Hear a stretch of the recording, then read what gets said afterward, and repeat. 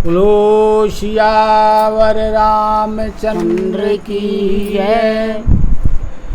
राम कथा के रसक तुम भक्त रासुमति धीर। आई सुवासन करिए प्रभु तेज पुंज कपि वीर। लखन सिया रामचंद्र की जय। कल का जो प्रसंग था उसमें नारद जी ने शिव जी के दोनों गणों को श्राप दे दिया कि जा करके तुम राक्षस हो जाओ। और भगवान श्री हरि को नारद जी ने श्राप दिया कि जो शरीर आपने मुझे दिया, यानी तपस्वी का भेष था नारद जी, तो तुम्हें भी वह धारण करना पड़ेगा। और जो आपने जो है मेरा मुख बंदर का बना दिया है, तो बंदर ही आपकी सहायता करेंगे। और मेरा मुख खराब कर दिया जिससे मेरा विवाह नहीं हो सका, तो स्त्री का मुझे वियोग हुआ, दुख हुआ, इसलिए आप भी स्त्री के विरह में दुखी होंगे। इस प्रकार का श्राप दे दिया। भगवान ने अपनी माया का हरण किया। नारद जी को ज्ञान हुआ। नारद जी ने क्षमा मांगी, भगवान से अनुनय विनय की। भगवान ने उनको समझाया और कहा कि जाकर के शिव जी के नाम का जाप करें। अब आगे शिव जी पार्वती जी को कथा सुना रहे, कह रहे बहुविधि मुनि प्रबोधि प्रभु तब भय अंतर्धान। सत्यलोक नारद चले करत राम गुणगान। लखन सिया रामचंद्र की जय। इस प्रकार अनेक प्रकार से श्री हरि जी ने, विष्णु भगवान ने नारद जी को समझाया और फिर अंतर ध्यान हो। और श्री नारद जी भगवान के गुणों का गान करते हुए और सत्यलोक यानी ब्रह्मलोक को चले गए। हरे गनो मुनहि जात पथ देखी। विगत मोहे मन हरस विसेखी। अति सभीत नारद पहियाए।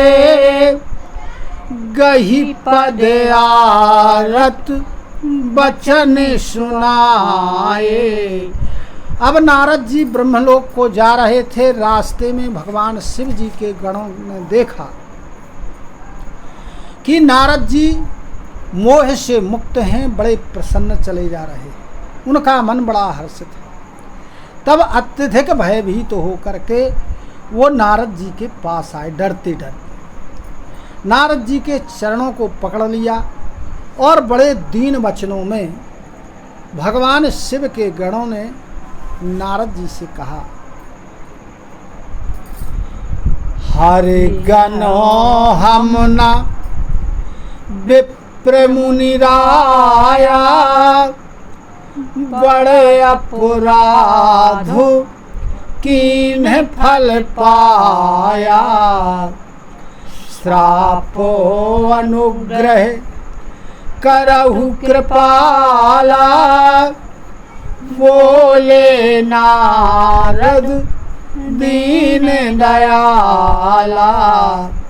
कहने लगे भगवान शिव जी के गण की, हे मुनि, हम लोग ब्राह्मण नहीं हैं, हम शिव जी के गण हैं। हमने बड़ा आपका अपराध किया है, उसका फल हमें प्राप्त हुआ है। अब हे मुनि श्रेष्ठ, आपसे निवेदन है कि आप इस श्राप का कोई उपाय बतलाइए, इसको दूर करने का। दीनों पर आप दया करने वाले हैं। तब ए नारद जी भगवान शिव के गणों से कहने लगे कि निशिचर जाई हो तुम दो बेभाव विपिल तेज बल हो भुज बल विश्व जितब तुम जहिया धरी हई विष्णु मनुज तनु तहिया। तुम जो दोनों लोग जा करके राक्षस हो जाओ, क्योंकि वो तो श्राप ही दे दिया था, लेकिन अब उसमें सुधार कर रहे। राक्षस तो तुम बनोगे, लेकिन तुम्हारा जो तेज होगा, ऐश्वर्य होगा, बल होगा, वो बड़ा विपुल होगा, यानी बड़ा भयंकर, बड़ा भारी होगा। तुम्हें युद्ध में कोई जीत नहीं सकता। तुम विश्व विजयी बन जाओगे, और जब तुम लोग विश्व विजयी बन जाओगे तब भगवान विष्णु मनुष्य का रूप धारण करेंगे। समरो मरण हरि हाथ तुम्हारा होई हहु मुको तो न पुनि संसारा। चले जुगल मुनि पद सिर नाई भय निशाचर काल ही पाई। कहने लगे कि भगवान श्री हरि के हाथों युद्ध में तुम्हारी मृत्यु होगी, जिसके कारण इस तुम संसार की जो जन्म मृत्यु का चक्र है आवागमन का, इससे मुक्त हो जाओगे। यानी जे सुधार कर दिया कि तुम्हें इससे फायदा ही होगा, नुकसान ना होगा, जो श्राप दिए। दोनों नारद जी के चरणों में सिर नवा करके वहां से चल दिए, और समय पाकर दोनों राक्षस हो गए। एक कलप ही हेत प्रभु लीन्हि मनुज अवतार। शूर रंजन संजन सुखद हरि भंजन भुवि भार लखन सिया रामचंद्र की जय। शिवजी माता पार्वती जी से कहते हैं कि एक कल्प में भगवान के अवतार लेने का यह कारण है। और भगवान किस लिए अवतार लेते हैं, इसके साथ साथ देवताओं को भगवान प्रसन्न करने वाले हैं,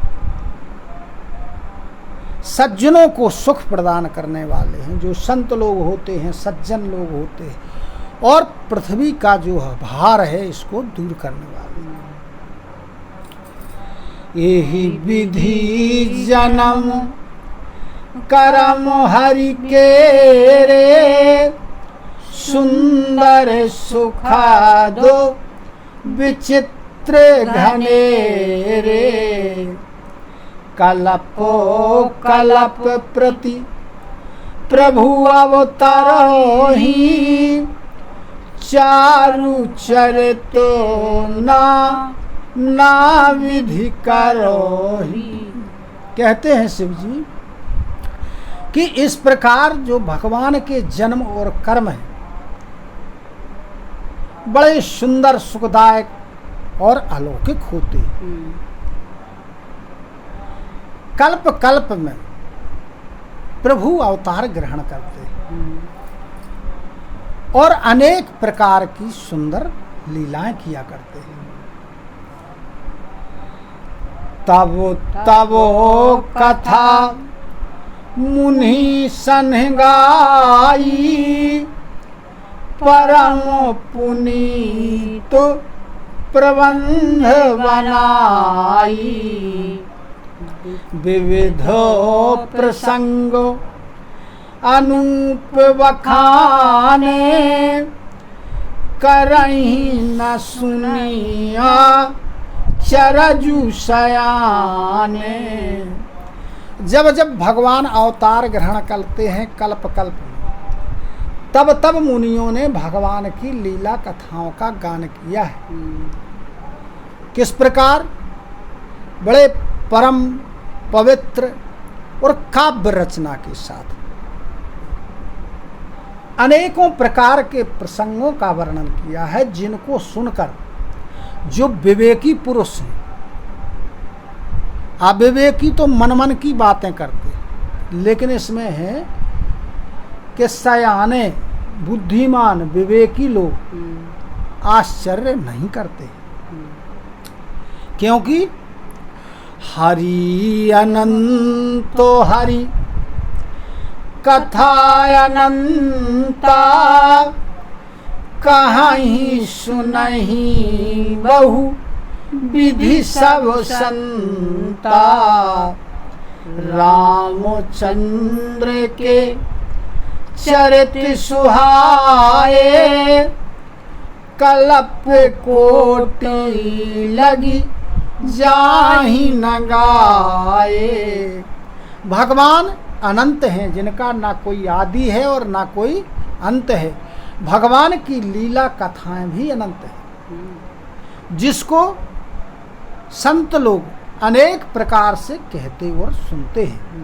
भगवान श्री रामचंद्र जी के चरित्र बड़े सुंदर हैं, मन को प्रसन्न करने वाले हैं, और करोड़ों कल्पों में भी जिनका गान नहीं किया जा सकता है, कोई बखान नहीं कर सकता। यह प्रसंग में कहा भवानी, हरि माया मोहि मुनि ज्ञानी। प्रभु कौतुकी प्रणत हितकारी, सेवत सुलभो सकल दुख हारी। कहते हैं कि हे पार्वती जी, यह जो प्रसंग मैंने तुमको सुनाया है,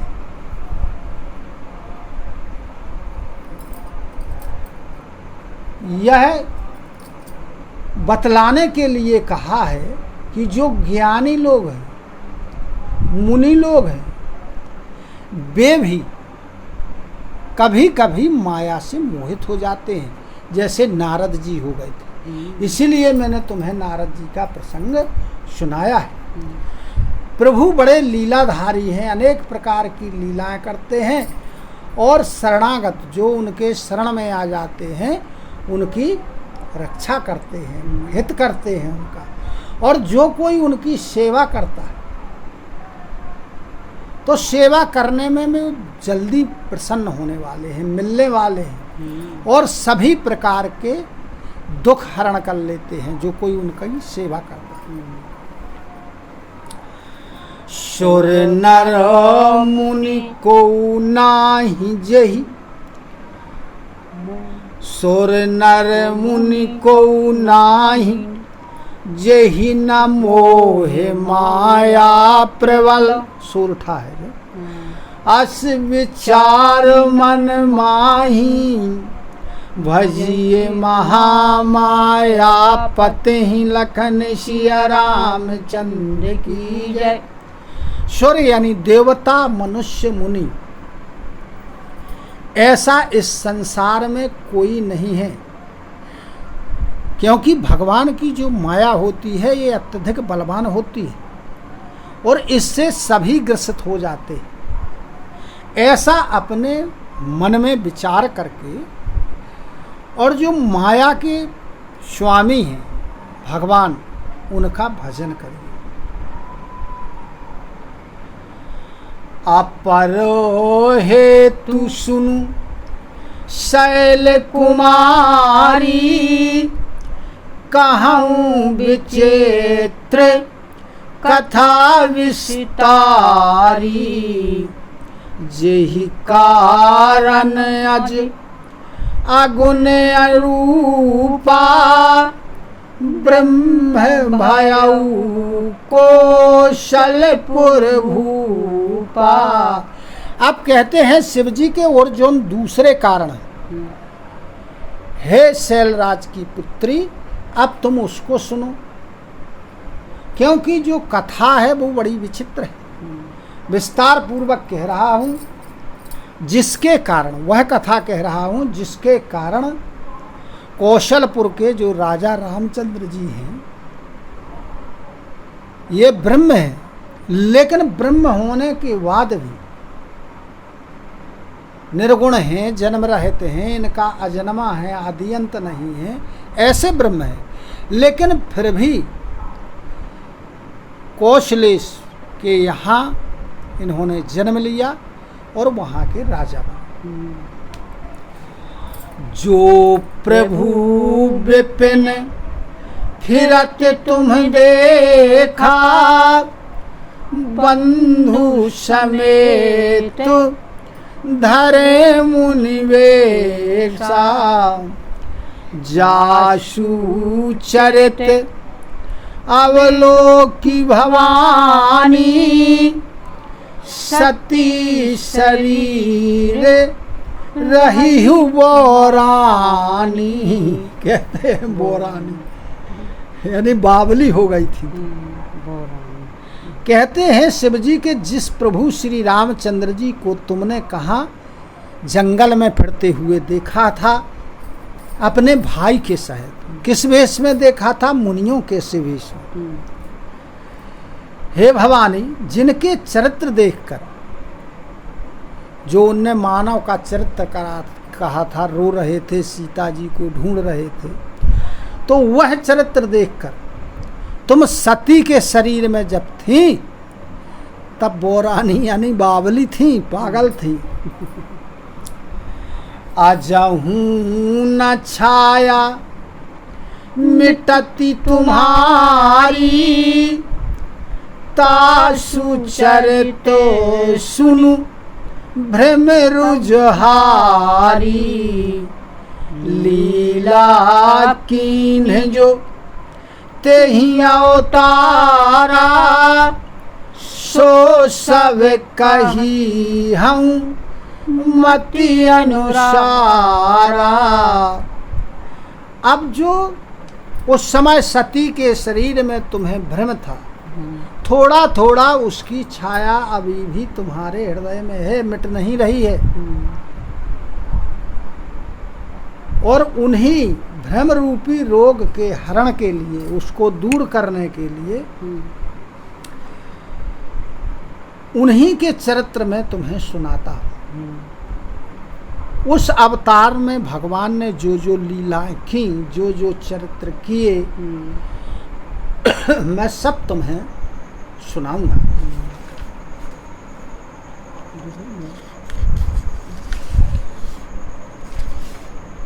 पलटाओ। भरद्वाज सुनी शंकर वाणी, सकुची सप्रेम उमा मुस्कानी, लगे बहुरी वरनय वृक्ष के तू, सो अवतारो भयो जेहि हेतु। इधर याज्ञवल्क्य जी भारद्वाज जी को कथा सुना रहे। तो याज्ञवल्क्य जी भारद्वाज जी से कहते हैं कि हे भारद्वाज जी, जब शिव जी की वाणी को पार्वती जी ने सुना तो वो सकचा गई और प्रेम के सहित पार्वती जी मुस्कानी। और फिर श्री शिव जी उस अवतार की कथा, वो अवतार जिस कारण से हुआ था, उसकी कथा पार्वती जी को सुनाने लगे। सो मैं तुम सन कहूँ सब, सुनु मुनीष मन लाई, राम कथा कलिमल हरणी, मंगल करनी सुहाई, लखन सिया रामचंद्र की जय। कह रहे याज्ञवल्क्य जी भरद्वाज जी से कि जो शिव जी ने कथा पार्वती जी को सुनाई थी, वही कथा में तुम्हें सुना रहा हूँ, इसलिए तुम उसको मन लगा करके सुनो। राम कथा है कैसी? जो कलयुग के कलुष हैं, पाप है, इनको नष्ट करने वाली और मंगल करने वाली। अभी ते बंद कर दो, आगे अपन कथा कहत रहे। यही दुहा बोलो सियावर रामचंद्र की जय। कथा विसर्जन होते सुनहु वीर हनुमान। जो जन यहाँ से आए हो सो तहाँ करऊ पयान। श्रोता सब आश्रम गए शंभु गए कैलाश। रामायण मम हृदय में सदा करहु तुम वास। लखन सिया रामचंद्र की जय। उमापति महादेव की जय। पवन सुत हनुमान की जय। बोलो गुरु गोविंद की जय हो। जय जय सीताराम, जय जय राधे श्याम। नमः पार्वती पते हर हर हर महादेव।